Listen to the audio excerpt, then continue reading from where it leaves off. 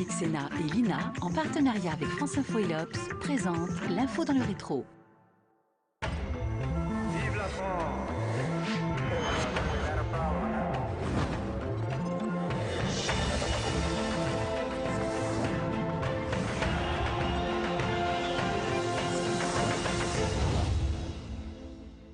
Bonsoir, très heureux de vous retrouver sur le plateau de l'info dans le rétro. Mon ambition, semaine après semaine, décrypter l'actualité au miroir de l'histoire.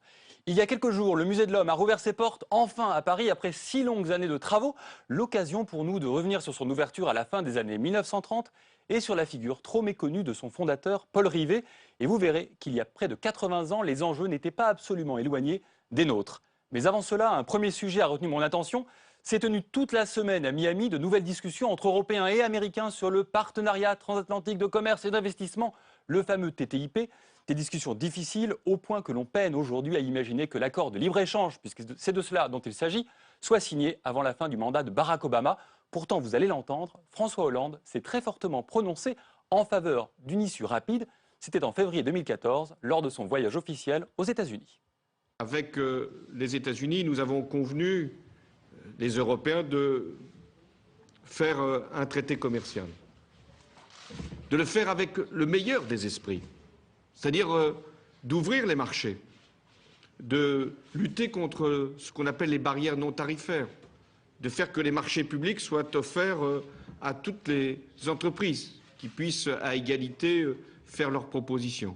Nous voulons aboutir à cet accord. Pourquoi ? Parce qu'il sera aussi un élément de la croissance. Le développement du commerce mondial, quand il est équilibré, est un facteur précieux pour l'investissement des entreprises. Aller vite n'est pas un problème, c'est une solution. Nous avons tout à gagner à aller vite. Sinon, nous savons bien qu'il y aura une accumulation de peurs, de menaces, de crispations. Donc, si nous sommes de bonne foi, si nous sommes respectueux des positions des uns et des autres, si nous sommes attachés, comme nous l'avons ici affirmé, à la croissance, nous pouvons aller vite. Aller vite. Ces propos ne sont-ils pas un peu en rupture avec une position européenne ou française, plus souvent critique à l'égard du libre-échange et à l'égard des États-Unis? C'est l'une des questions que je vais poser à mon premier invité, Gérard Bossuat. Bonjour. Bonjour. Vous êtes historien de métier, professeur émérite de l'université de Cergy-Pontoise, l'un des grands spécialistes français de la construction européenne et plus particulièrement, et c'est tant mieux pour nous, des relations entre les États-Unis et le projet communautaire. Première question, l'historien que vous êtes, quand il entend François Hollande tenir ses propos à côté du président américain, est-ce que ça étonne l'historien ? Non, ça ne m'étonne pas parce que depuis 1945, c'est ce qu'on essaye de faire, d'abattre les barrières, d'abord entre les Européens et puis ensuite entre les États-Unis et l'Europe, mais aussi avec d'autres pays. Évidemment, non, c'est une tendance lourde, disons. Et c'est inscrit dans le fond dans les accords de Bretton Woods, ça en fait partie. Oui, au lendemain de la Seconde Guerre mondiale, on avait effectivement imaginé que la paix serait la conséquence de l'interdépendance des économies, donc du commerce mondial. Et pour autant, quand on regarde un peu dans l'histoire, depuis la Seconde Guerre mondiale, on peut dire que les Américains ont très souvent voulu imposer, ou en tout cas proposer aux Européens un accord de libre-échange, et qu'en face, les Européens ont été souvent extrêmement réticents, et plus particulièrement les Français. Ben oui, mais c'est normal, dans la mesure où les Européens n'étaient pas en état de concurrencer les États-Unis. C'est ça le problème, en fait. C'est très bien un accord de libre-échange. En théorie, c'est très bien. Mais en fait, il faut voir... alors, si on parle de l'histoire, si on remonte dans les années 45-50, c'est sûr que les Européens n'étaient pas en état de concurrencer les Américains. Leur monnaie n'était pas convertible. Et puis, dans le fond, on en était encore au niveau zéro de la production ou de l'innovation. Donc, il a fallu se reconstruire pour peut-être envisager une ouverture. Et on en est là maintenant. Bon, je ne suis pas convaincu de ce traité, mais... discutons-en encore. Avec plaisir. Alors justement, j'aimerais qu'on remonte dans les années 1960 parce que on va regarder une archive intéressante de John Kennedy, puisque le président américain, un président depuis déjà 2 ans à la Maison-Blanche, va faire un discours extrêmement important On est le 4 juillet, date importante pour les États-Unis, jour de la fête nationale, le 4 juillet 1962. Et John Kennedy fait une proposition plutôt étonnante aux Européens et aux Français en particulier. Mercredi, les États-Unis célébraient le 186e anniversaire de l'Independence Day. À cette occasion, le président Kennedy a prononcé un discours dans lequel il a déclaré qu'il fallait conclure entre les États-Unis et l'Europe une déclaration d'interdépendance de façon à créer une association atlantique concrète. Nous ne regardons pas une Europe forte et unie comme une rivale, mais comme un partenaire. Nous croyons qu'une Europe unie sera capable de se joindre aux États-Unis et à d'autres pays pour abaisser les barrières douanières. L'édification de l'association atlantique ne sera achevée ni aisément ni à bas prix. Mais je dirais ici, aujourd'hui, en ce jour anniversaire de l'indépendance, que les États-Unis sont prêts à souscrire à une déclaration d'interdépendance. Voilà, l'histoire a retenu l'expression déclaration d'interdépendance. C'est les mots mêmes du président américain.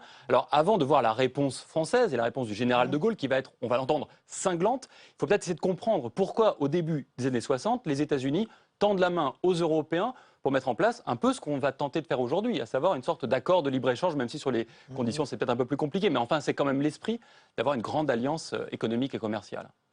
Oui, c'est sûr, mais j'ai le sentiment que derrière le terme de partenariat atlantique, il y a autre chose aussi que du commerce, il y a aussi de la politique. Il ne faut pas oublier qu'on est en guerre froide, que la situation est grave. 1960, enfin bon, il y aura 61, etc., le mur de Berlin. La crise de Cuba. Exactement, la crise de Cuba en 62.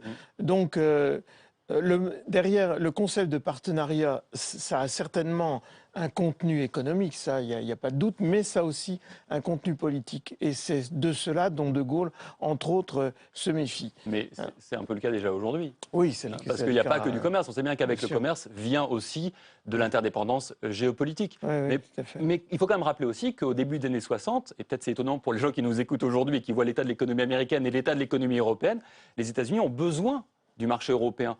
Parce que la croissance est plus faible de ce côté-ci de l'Atlantique, aux États-Unis, qu'en Europe. Oui, enfin, dans le détail, il faudra voir exactement dans le détail, mais c'est sûr que les États-Unis, oui, ont besoin des Européens. Ils ont besoin de vendre leurs marchandises pour récupérer des dollars, enfin, bon, pour l'équilibre de leur balance commerciale, oui, c'est sûr.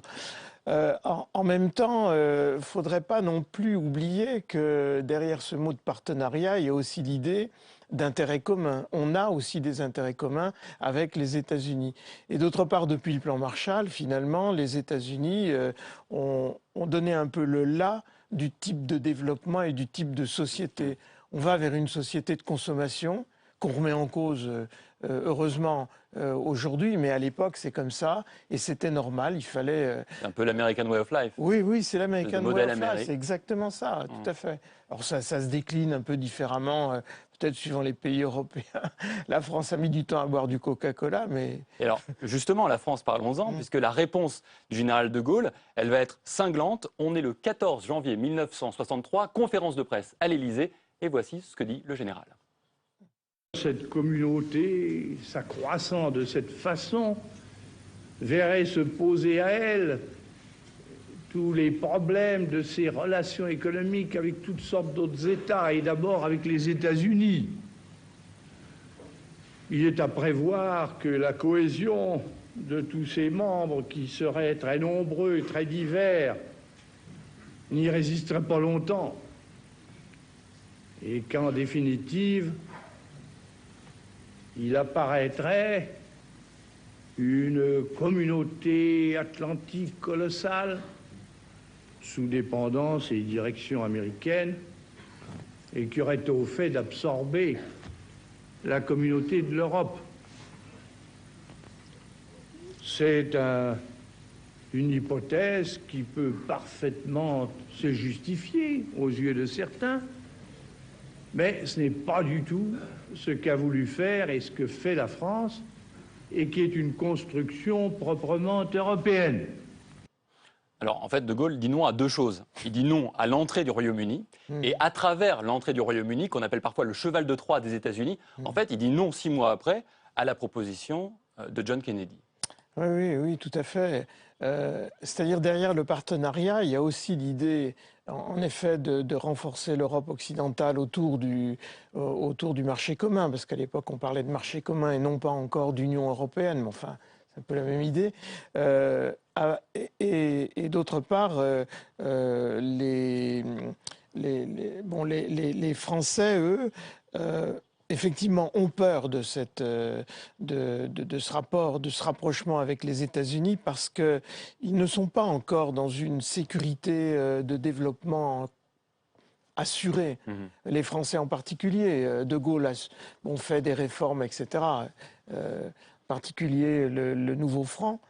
Mais il n'en reste pas moins qu'on est face à une Europe encore en difficulté. Oui, et puis on entend aussi quand même le général qui considère que voilà, c'est aussi une Europe française qui disparaîtrait. Il y a aussi quand même l'idée de la grandeur de la France à travers le projet communautaire.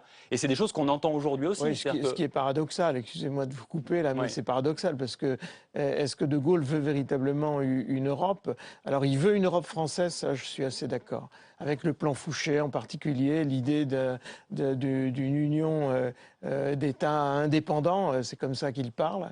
Et justement, j'aimerais vous montrer une de notre partenaire l'Obs, qui ne s'appelait pas l'Obs à l'époque, qui ne s'appelait même pas le Nouvel Observateur, mais France Observateur. En 1962, c'est une qui vient des archives et des collections de ce magazine.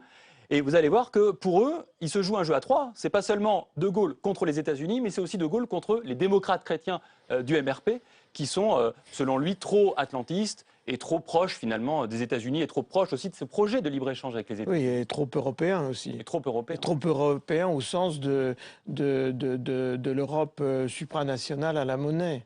Hein. D'ailleurs, à propos de monnaie, je crois qu'on peut quand même dire quelque chose là-dessus. C'est que Monnet est un grand défenseur du partenariat transatlantique. C'est bien de ça dont on parle. Mais en même temps, et ça...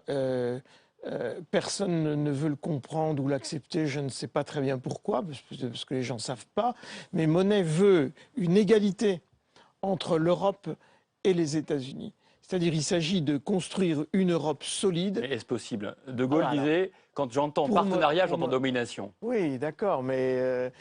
il n'a pas cherché non plus à vérifier le concept et la faisabilité en tout cas, de ce concept. Ce que je retiens de vos propos, c'est que finalement, il y a une forme de paradoxe. C'est-à-dire que les gens qui défendent le libre-échange le font au nom du projet européen et les gens qui s'y opposent le font aussi au nom du projet européen. Donc c'est assez paradoxal quand même. Oui, c'est paradoxal, mais je me demande ça si pas un problème de jeu politique, parce que le MRP est très européen, c'est Schuman, enfin c'est les pères fondateurs. C'est les pères fondateurs, exactement, c'est la fédération. Le MRP, c'est la démocratie chrétienne. Oui, voilà, on peut dire ça, il faut dire même comme ça.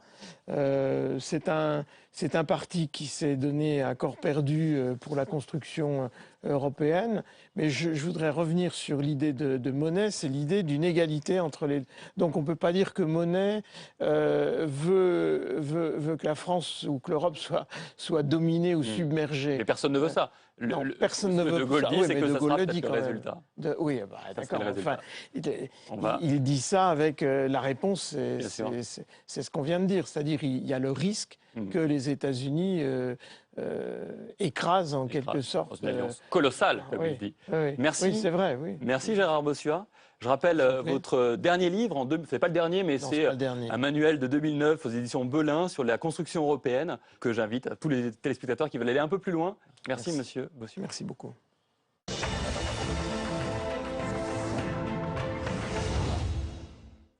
Il y a quelques jours, le Musée de l'Homme a rouvert ses portes après 6 années de travaux. Vous allez le voir, ça a été long.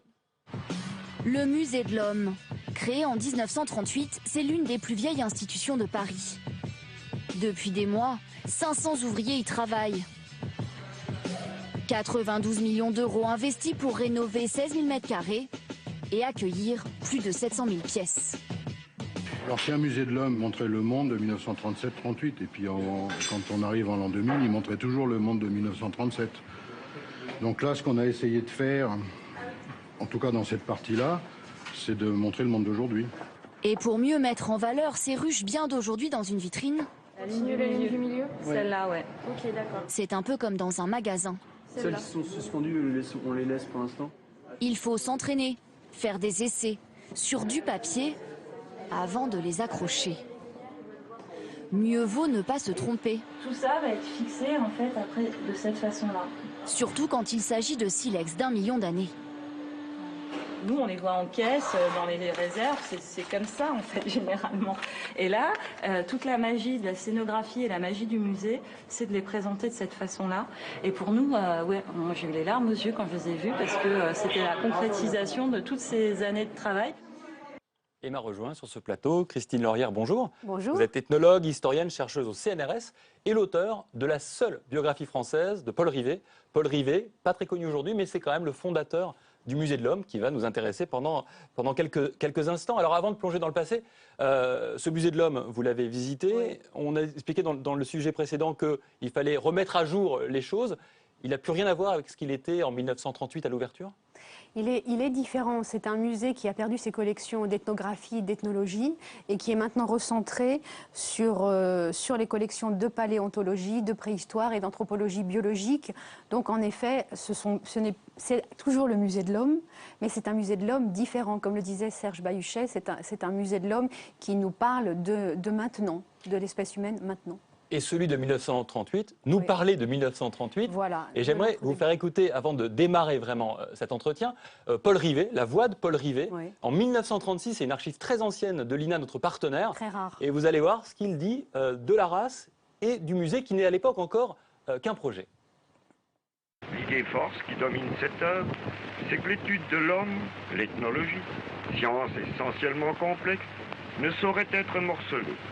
Qu'un peuple ne peut être défini que par l'ensemble de ses caractères physiques, culturels et linguistiques, et qu'il n'est vraiment bien connu que lorsque tous ces caractères sont confrontés et éclairés les uns par les autres. C'est cette conception synthétique que le futur musée de l'homme s'efforcera de rendre accessible au public.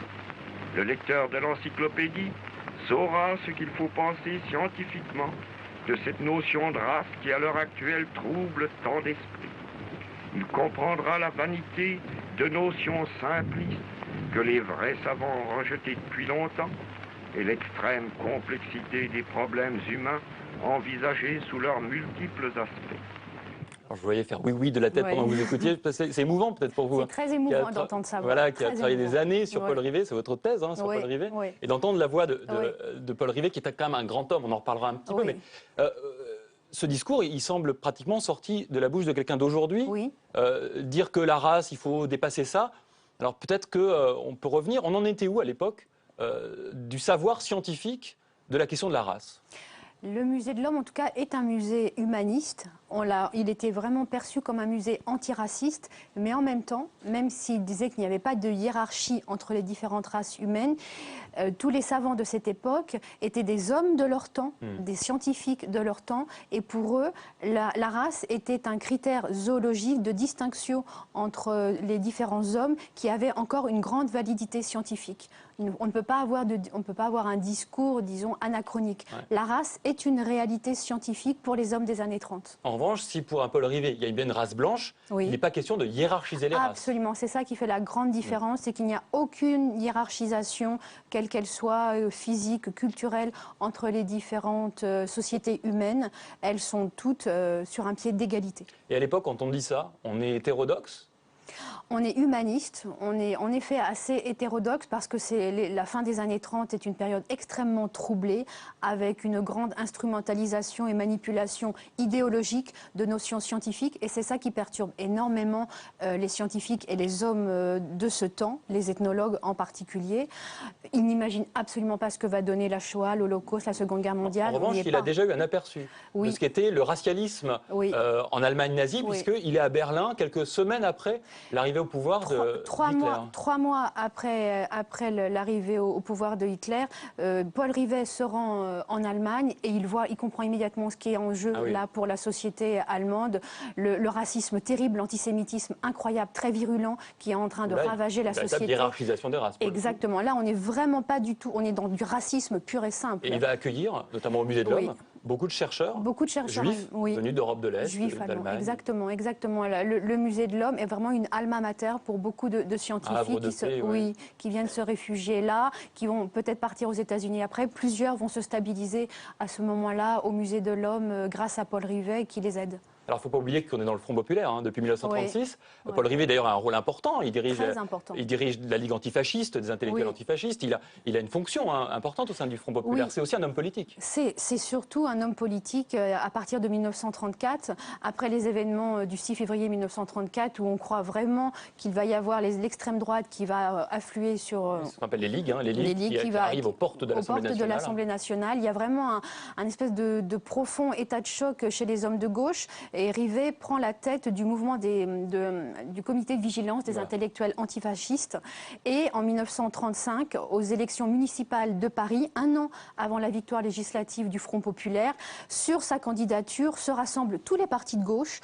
Et la victoire de Paul Rivet aux élections municipales dans le quartier Saint-Victor, dans le 5e à Paris, montre aux différents partis de gauche, qui sont extrêmement nombreux à ce moment-là, qu'il est possible de s'unir sur une candidature. Là aussi, il est en avance. Il est en avance et il participe à l'élaboration du programme politique du Front populaire. Et pour en revenir au musée de l'Homme, ce musée, il est aussi en avance sur son temps. Alors, dans les conditions toujours de l'époque, évidemment. Bien sûr. Mais j'aimerais vous montrer une archive. Alors, de 1972, on fait un saut dans le temps. Entre-temps, on a bien avancé, on va en parler, sur la recherche. Et vous allez voir que Yves Coppens, qui est à l'époque sous-directeur seulement du musée de l'Homme, tient des propos qui semblent aujourd'hui devoir être prononcés, être entendus par certains, voire par certaines. Après vous, l'homme serait apparu pour la première fois en Afrique et dans le bassin éthiopien. Enfin, pour le moment, il semble que ce soit l'Afrique, qui soit à la tête de cette question et que l'origine de l'humanité soit née dans cette grande partie de l'Est africain qu'on appelle la Rift Valley. Alors ce premier homme était de couleur noire. Et de toute façon, la couleur blanche est une dépigmentation, est une perte de pigment. Alors en quelque sorte, l'homme blanc serait une dégénérescence de l'homme noir. C'est trop dire, mais c'est un dérivé. Non pas d'un homme très noir, mais d'un homme brun au moins. Voilà, l'homme blanc, un dérivé, c'est intéressant. Est-ce que c'est aujourd'hui ce qu'on retient? Est-ce que c'est aujourd'hui ce que la science retient? Ce que dit Coppens, il y a quand même plus de 40 ans. Oui, mais c'est en très très grande partie encore totalement fondé et valide. Disons que les très nombreuses découvertes paléontologiques préhistoriques qui ont été faites ces 30 dernières années tendent à montrer que le grand foyer d'origine de l'humanité, de l'espèce humaine, est en effet l'Afrique. Mais on se rend compte qu'il y a peut-être eu des inflorescences, des éclosions de l'espèce humaine à plusieurs endroits du globe. Et il y aurait peut-être eu, c'est en tout cas ce que montre aussi le nouveau musée de l'Homme, qu'il y a eu plusieurs espèces, disons variétés humaines du genre Homo, des foyers différents qui ont été là presque contemporains parfois. En tout cas, en 1972, on ne parle plus dans les domaines scientifiques de race. Non, là c'est un acquis récent. Depuis très peu de temps, peut-être une bonne quinzaine d'années. Donc dans les années 50 ? Oui, c'est cela. En 1948, lors de la déclaration de l'UNESCO sur la race, que l'on cite tout le temps, on parle encore de race humaine. Bien sûr, on combat, on refuse la hiérarchisation des races humaines, mais on en parle encore. C'est encore un critère scientifique de différenciation, un critère zoologique, disons. Pour terminer, ça vous étonne qu'aujourd'hui, en 2015, avec tout votre savoir, est-ce que vous avez appris de la question de la race, que ça revienne en France dans le débat politique? C'est dérangeant pour nous les scientifiques, mais on est surtout très désolé de voir cette instrumentalisation de notions qui ne devraient pas avoir leur place dans le discours politique en France comme ailleurs d'ailleurs. On peut peut-être conclure en disant que le musée de l'Homme de 2015 a une fonction scientifique et politique. Absolument, comme il l'avait à son origine en 1930. Toujours, il reste un musée militant qui montre la grande variété de l'espèce humaine dans son unité. Musée militant, on retiendra l'expression. Oui. Merci beaucoup, Christine Laurière, d'être venue sur ce plateau. Merci.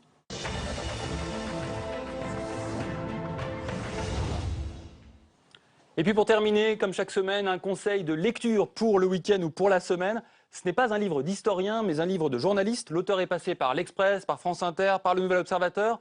Un regard fin et acéré sur un duel politique qui a marqué l'histoire de la seconde partie du XXe siècle, dans lequel l'auteur montre que les deux hommes se ressemblaient plus qu'on ne le dit. Parfois, c'est bien écrit, et moi j'adore la couverture, qui dit tout de la relation entre François Mitterrand et le général de Gaulle, car ce sont les deux personnalités au cœur d'un récit. On ne les quitte jamais, on est tout le temps avec les deux, et c'est ça qui rend ce récit vivant, et pour tout dire même passionnant.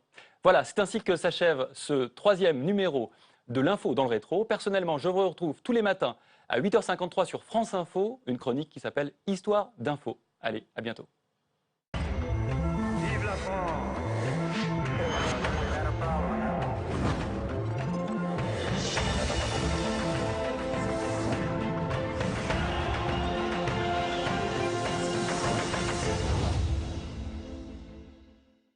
Public Sénat et l'INA, en partenariat avec France Info et l'Obs, vous ont présenté l'Info dans le rétro.